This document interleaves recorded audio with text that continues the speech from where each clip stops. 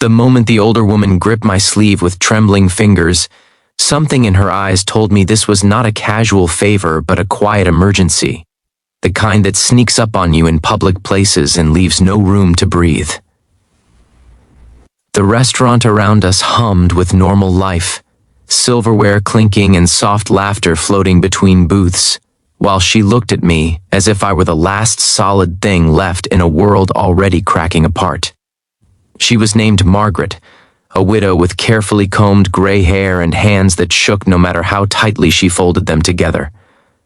I was Aaron, just another man killing time after work, sitting alone with a plate I barely touched, when she leaned in and asked me to pretend to be her daughter's fiancé for one evening.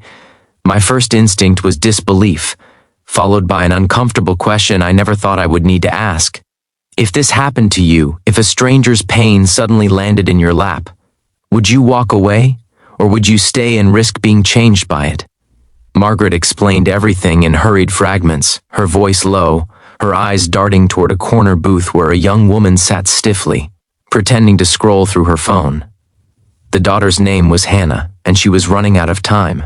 Terminal illness had stripped Margaret of strength and certainty, and the one thing she wanted before she died was to see her daughter loved, settled, and safe.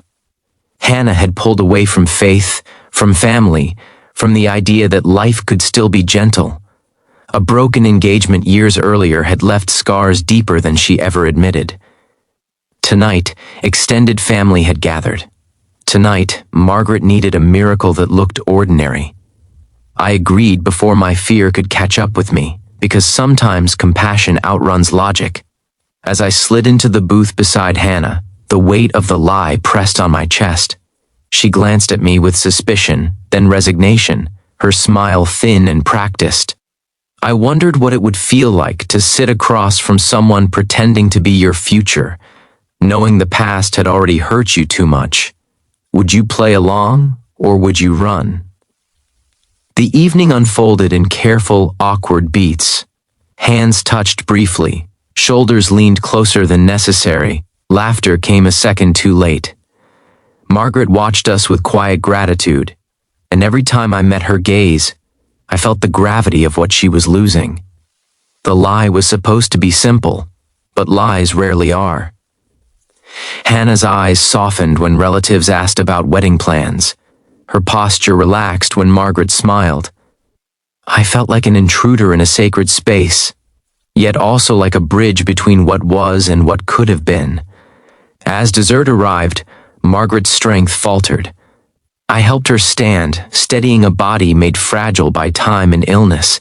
In that moment, she looked at me not as a stranger, but as someone she trusted with her daughter's heart, even temporarily. The question I had asked earlier echoed in my mind, about boundaries and lines and what was too much. Yet the truth was, love does not always arrive clean and labeled. Sometimes it shows up disguised as responsibility. Later that night, after family members drifted away, Hannah and I sat in silence. The pretense had drained her, and I could feel the ache she carried beneath her composure. She finally looked at me, really looked, and something unguarded passed between us. She admitted, without words, that this charade had given her mother peace, even if it reopened her own wounds. I wondered if you would have the courage to sit with someone else's pain like that, knowing you could not fix it. Days turned into weeks. I checked on Margaret, then on Hannah. What began as obligation softened into routine, and routine slowly turned into care. Margaret's health declined, but her spirit lifted every time she saw us together.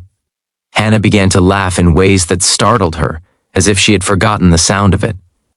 We talked about faith, about disappointment, about how God sometimes works through strangers instead of signs. When Margaret passed away, the world felt quieter.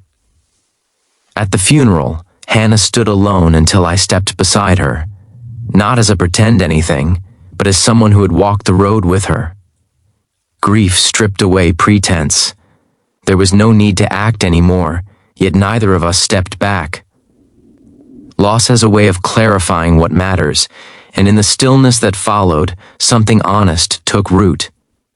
Months later, Hannah told me that her mother's final gift had not been the illusion of a future, but the chance to believe in one again.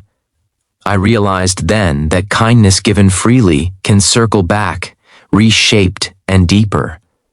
The question was never about what we were pretending to be, but about who we chose to become when faced with someone else's fragile hope.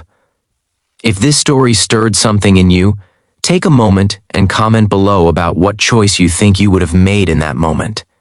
And if this story truly touched your heart, please like, share, comment, and subscribe so more stories of compassion, second chances, and quiet miracles can reach those who need them most.